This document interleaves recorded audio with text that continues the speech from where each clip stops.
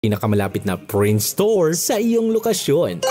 Ma-access ang frequently asked questions.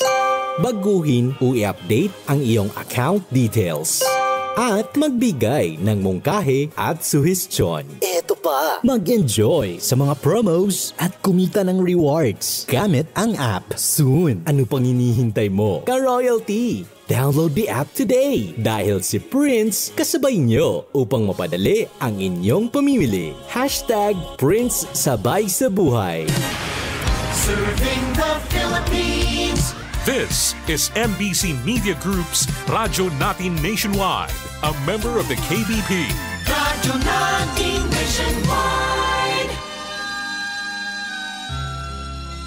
Daghang tao ang nanibasog sa pagpakabuhi dinhi sa yuta. Apan may mga tao usab nga nanibasog aron pagdugang pa sa ilang bahandi nga mahimong monumento sa ilang kalampusan ug kadungganan. Apan nasayod ka ba nga may mga butang nga mas labi pang bililhon kaysa sa lapi ug kadungganan? Nga matod sa ato Ginoong Hesukristo, maghatod kanimo ngadto sa kinabuhi nga walay katapusan. Ug diriyot lang ang nasayod ug nakakaplag niini.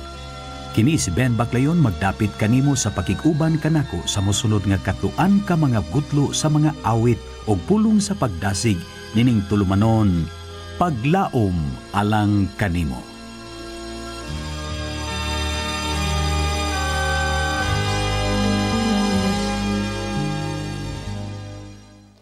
Sa dili pang mensahe, mamati ta nining pipila ka mga awit. For all the earth had trembled, the sun had hid its face, and all the men that walked with him had turned and run away. They crucified our Savior and laid him in a tomb. The life that once brought love and hope slipped away that afternoon.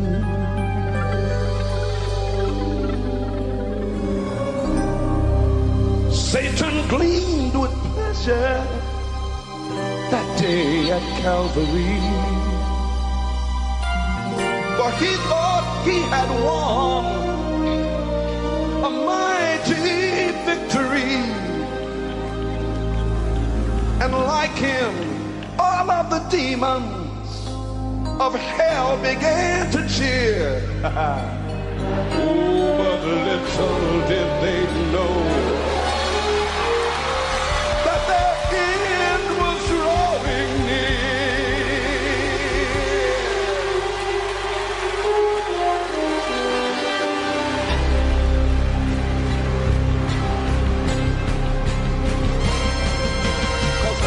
Sunday morning, just like Jesus said, he broke the curse of sin and death, and he rose up from the dead. Now we have a new beginning in a kingdom that has no ending. Hallelujah, hallelujah.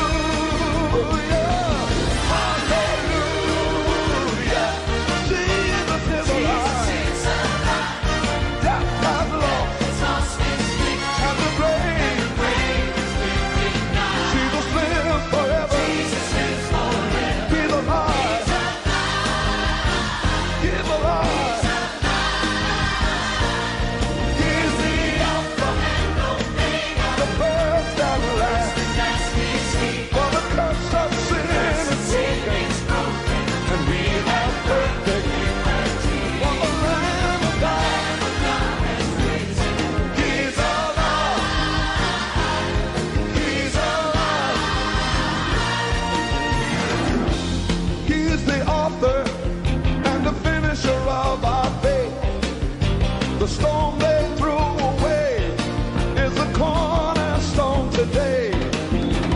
Death has no more victory, and the grave has no more stain. Hallelujah, hallelujah.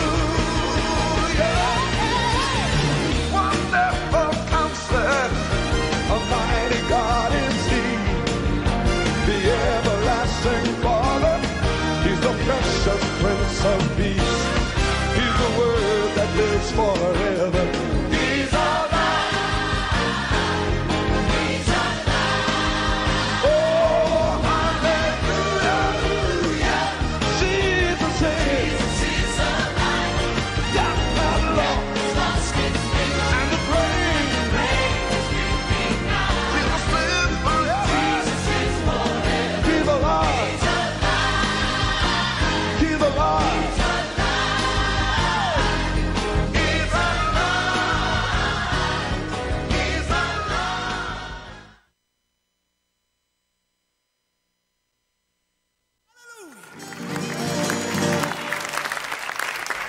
Bless the Lord, oh my soul.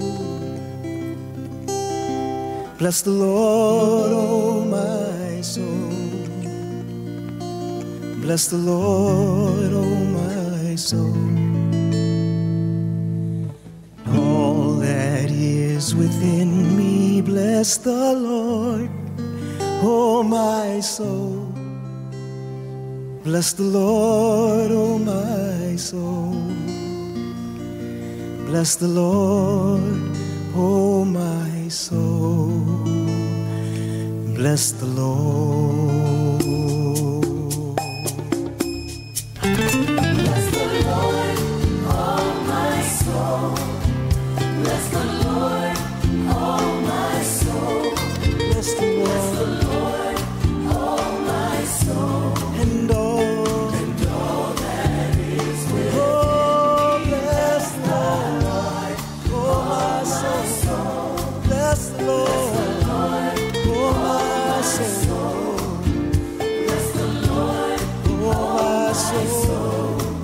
Bless the Lord. I will bless the Lord at all times. I will bless the Lord at all Praises. praises be within my I'll lift my hands. I'll lift my voice to give him glory, give him honor. Because when I think of all the wonderful things that he's done, when I think of who he is, then I realize that I must lift my voice and say, bless the Lord, oh my soul. bless the Lord, Bless the Lord, oh my soul. my soul. Bless the Lord, Bless the Lord, oh my soul, and all that is within me. Bless bless the Lord, oh my soul. bless the Lord, Lord, oh my oh my soul, bless the Lord, oh my soul, bless the Lord. bendecir a Jehová, bendecir a Jehová, bendecir a Jehová. Toda mi alma y ser, bendecir a Jehová, bendecir a Jehová, bendecir a Jehová, bendecir. I will bless the Lord at all times. Praises be within my mouth. I'm gonna lift my hands. I'll lift my voice to give him glory. Cause when I think about all the wonderful things that he's done in my life, and when I think about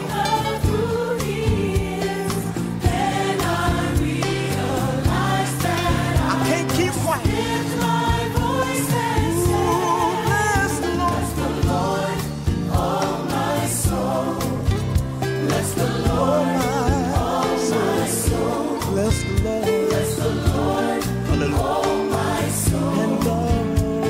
And all That is within ooh, bless the Lord. my soul. Oh my soul. Bless the Lord. Bless the Lord, oh my Oh my soul. And when you can't think of words to say, sometimes you say, oh.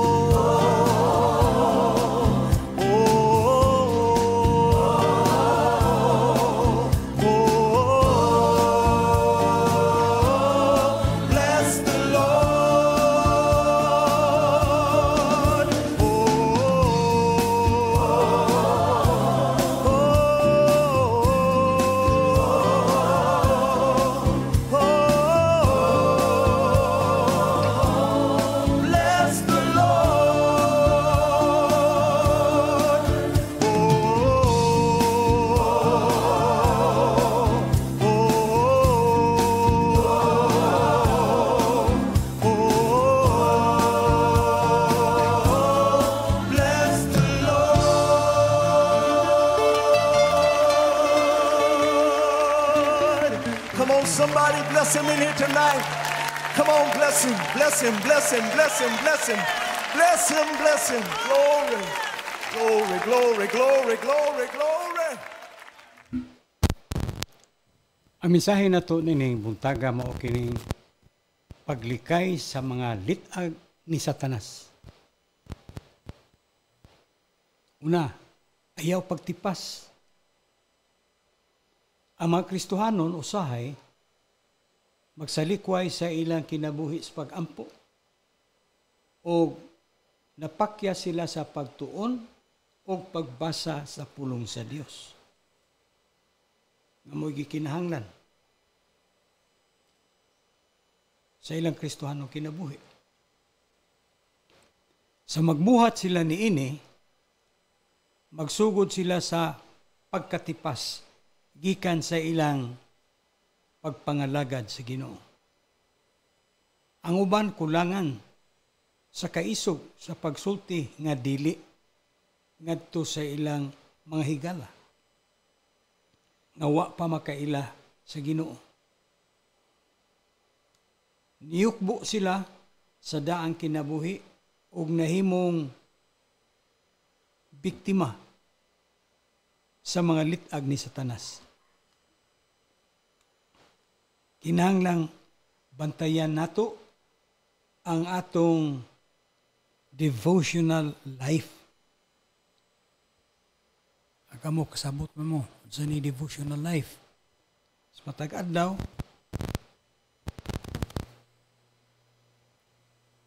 atong hatagag panahon na Ginoo pinagi sa pagpamanandong sa iyang pulong. Pinagi sa pagbasa sa iyang pulong. O inubanan sa pag-ampo.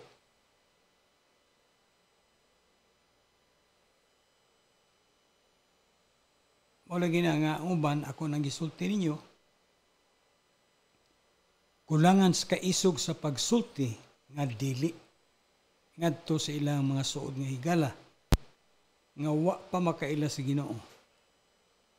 Og niyukbo sila sa daang kinabuhi og nahimong biktima sa mga litag ni Satanas.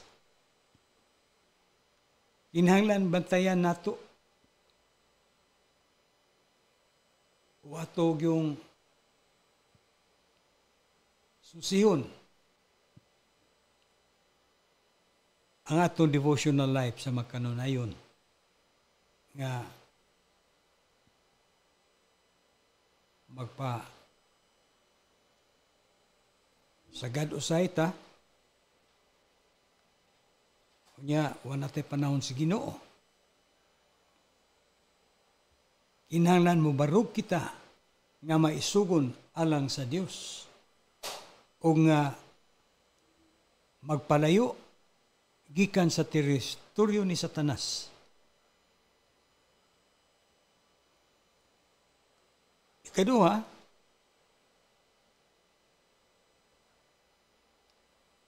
ayaw pagpanghambog o pagpasigar mo.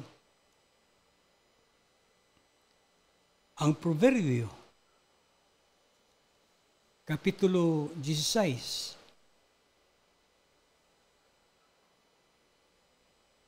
versikulo 18, nag-ingon, ang pagkagarbuso magauna sa pagkalaglag ug ang mapahitason espiritu magauna sa pagkahulog. May mga Kristohanon nga kulangan sa mapahinubsanon. Gitinguha nila ang pagdaig o pasidungog inay sa pag-aprobar sa Dios. Ang Juan Kapitulo 12, versikulo 42 hangtod 43, nagingon, apan walay sapayan bisan pagayod sa mga punuan. Daghang mituo kaniya apan tungod sa mga Fariseo wala nila isugid siya. aron dili pagulaon sa sinaguga. Kay sila nagugma sa himaya sa mga tao, labi sa himaya nga gikan sa Dios. Si Jesus nga atong ehemplo, mapainubsanon. Gideklarar niya nga wala siya mahimo sa iyang kaugalingon, apan nagsalig siya sa Amahan. Juan Kapitulo 8, versikulo 28-29. Unya si Jesus mingon kanila, kung patalinghugan na ninyo ang anak sa tao, unya ra manghibalo nga ako si Kristo. Ug ako wala magbuhat ug unsa man sa akong kaugalingon, kundili ako nagasulti sa gitudlo kanako sa akong Amahan. Versikulo 19. Ug ang nagsugo kanako ania uban kanako. Wala ako niya pagpasagdi nga mag-usara. Kaya ako nagabuhat gihapon sa nahimut-an niya. Kinahanglang magmapainubsanon usab kita. Gilikayan nato ang mga litag ni Satanas, pinagis pagbuhat sa mga butang nga makapahimuot sa Dios. O pinagi sa paghatag kaniya nga unang dapit, unang butang sa atong kinabuhi. Ang ikatulo, ayaw pagyukbo kung magpadaog. Ang Roma Kapitulo 12, versikulo 2. Ingon, dili ka magpadaog sa kadautan, kung dili dag-a ang dautan, pinaagis maayo. Ang moralidad sa atong kalibutan, ilabihan kaubos sa daghang higayon. Ang pagkabayolente, ining illicit sex. Hindi bang mga buhat bitaw nga supak sa balaod sa imong pakigduwa sa kaatbang sa imong pagkatao. Unya, napan ng alkohol, mga drug abuse, pagpanlimbong o corruption sa kagamhanan. Agwantahan na lang. Millennium ang nipahuway sa ilang moral standards. Tungod kay sila sa spirituhanon, nakulangan naman sab. Si Kristo ang magpaghigawas o magpasig-uli alang ni adtong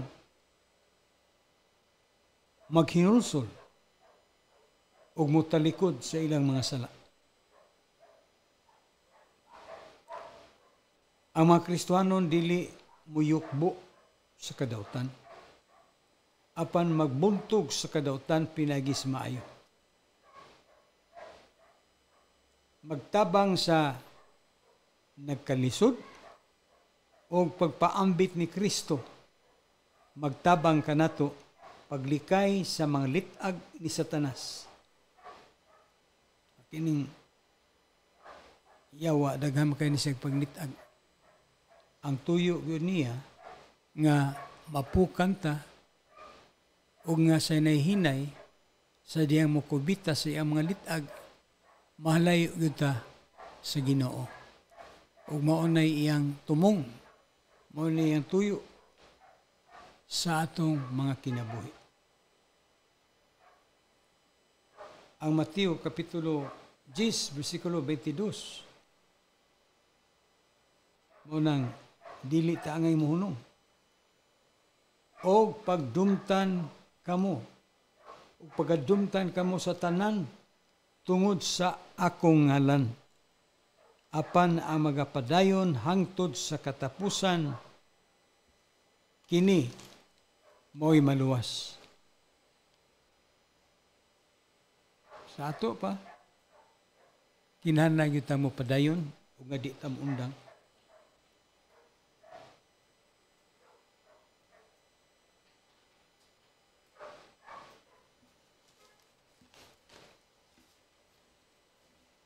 Ang 1 Pedro, Kapitulo 5, versikulo 8, nag-ingon, magmuutan o managtukaw kamo.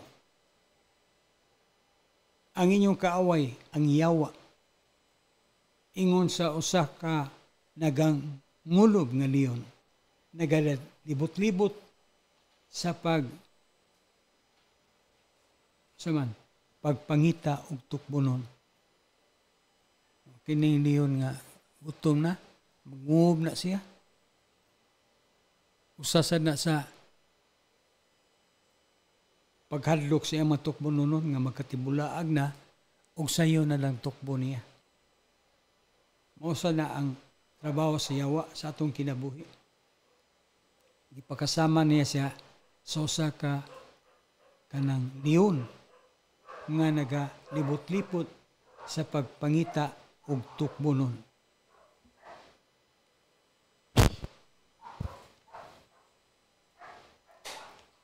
Ang Salmo, Kapitulo 119, versikulo 67, nag-ingon, sa wala pa ako pagsakita, naisalaag ako. Apan karon nagabantay ako sa imong pulong. Yung sa wala pa ako pagsakita, naisalaag ako. Sa ato pa, kanang sinati usa siya o kanang pagsakit siyang kinabuhi. O nga sa diyang naka-cut-o na siya, naging siya, apan karon nagabantay sa imong pulong. Amao pa, siya magbantay sa pulong sa Ginoo, pero niagi usa siya kasakitan sa iyang kinabuhi. Ang Hakubo, Kapitulo 4, versikulo 7 o 8, nag-ingon, busa pa nagsakop kamo sa Dios. Apan sukli ninyo ang yawa, ug siya mukalagiw gikan kaninyo. Managpanuol kamo sa Dios, ug siya moduol kaninyo. Hindui ang inyong mga kamot nga mga makasasala, ug ulaya ang inyong makasing-kasing, kamo nga duruhaing huna-una. Unya, sunod, di tamunong. Ayaw paghunong. Daghang mga tao sa diya mo, gisugdan nila ang Kristohanong kinabuhi. Bihang ng duta sa dagan silang kinabuhi. Ilabihan na sa kadasig nga tungod sa kadasig nila sa pagpangalagad sa Ginoo, di gyud nila talikayan ang pagpaambit sa ilang Ginoo ngadto sa uban. Kay kining mulakang kaalang sa Ginoo, di magyug kakalipay tungod sa kanabitong dakong kausaban sa imong kinabuhi. Ug tungod ni ana, di mahimo ang usa ka tawo nga magpakahilom tungod kay iyang sinati ang pagkabag-os kinabuhi. Ilang nasinati ang nasinati ni Apostol San Pablo sa dihang miingon siya sa Kadang Korinto Kapitulo 5 versikulo 17. Busa si bisan kinsa ang anaa kang Kristo. Bisan kinsa sa ato pa ug unsay kahimtang nimo sa kinabuhi, kinsa ka man, unsa ka makasasala, kaniining kinabuhi muwagtang na. Muwagtang na.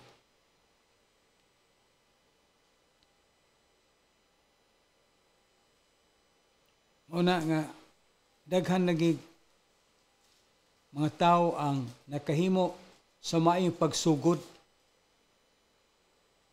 sa ilang pagpangalagan sa Ginoo. Apan ni abot sa usa ka di maayong paghunong diha sa Kristohanong kinabuhi. Si Satanas mo-attract. Muna'y trabaho, kana bitong danihon yung kaniya, mo-attract siya. Alon nga, mabiktima ka. Unya, mo-distract. O mo-attack. Muna iyang abilidad. Nga, wag yung tabang sa Ginoo, sa imong pagsunod sa Ginoo, aw mapukan yu ka, di yu ka makapadayon, o nga mahimo kang usa sa mga kandidato nga ihagbong sa impyerno. Why problema nga hilabihan kalisod? Why pagsulay nga hilabihan kagrabe? O wa'y kabugat nga hilabihan kabugat alang sa mga Kristohanon. Tungod kay ang tabang sa Dios o grasya supisyente kaayo sa mga muduol o musangpit kaniya. Nagingon siya, si bisan kinsa nga muduol ka nako, dili ko gayod pag isalikway. Sa bisan unsa nga takna, o asa ka man nga higayon, asa nga dapit, kung muduol ka lamang ni Kristo, matud pa siya pulong, dili kaniya pag isalikway. Labihang ni Duta, no? Nakas panginahanglan, unya, kanabitong dakong panginahanglan, muduol ka sa tao nga imong gituan nga makatabang nimo niya. Ang problema kay di makatabang. Isalikway ka. Pero sa Ginoong Dios kay supisyente man siya, dato man siya, tag-iya sa langit ug sa yuta. Sa diyang makahimo tas pagtuo, naa siya makatabang kanato. Tungod kay ang Dios puno sa grasya, gamhanan, o supisyente siya kaayo sa pagtabang kanato. Igalaw ako kibaw sa imong kahimtang, apan kung unsa ka na imong kahimtang, duo lamang sa atong Ginoong Hesukristo, o siya dili magsalikway kanimo. Tabangan kaniya sa dihang makahimo kas pagtuo. Nagingon ang Biblia nga ang tanang butang mahimo kung ikaw makahimo sa pagtuo. Busa ning buntaga, wa ko kibaw sa imong kahimtang, kung makahimo kas pagtuo, ang Dios makahimo sa paghatag ni ana sa imong kinabuhi, bisan pa nining taknaan. Kinis Ben Baclayon magapanamilit kaninyo sa pag-ingon. Ang Dios mas labi pang dako kaysa kinadak-an nimong problema, ug may pagtagad siya bisan sa kinagamyan nimong problema. Busa makasalig ka kaniya, sangpita siya karon. Our town, our radio, Radio Natin.